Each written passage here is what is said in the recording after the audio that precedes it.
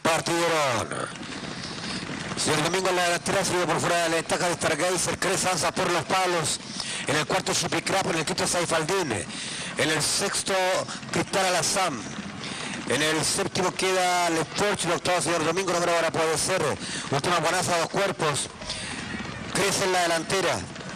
Mantiene 2 cuerpos de ventaja, segundo Stargazer, tercero Saifaldín, el cuarto Cristal Alazam. En el quinto Le Porsche cuando comienzan a girar la curva.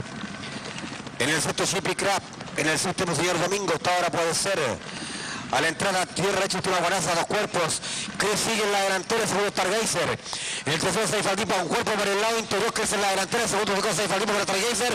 3 casuales, por Stargazer va cortando distancia. Stargazer pasó en primer lugar. Segundo queda Saifaldín, tercero Cres por el centro. En los últimos 150 metros, Stargazer en la delantera, 2 cuerpos.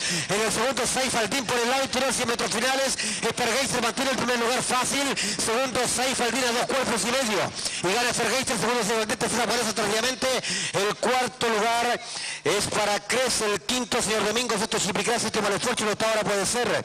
Últimos lugares son para Loica y Cristal Alazam.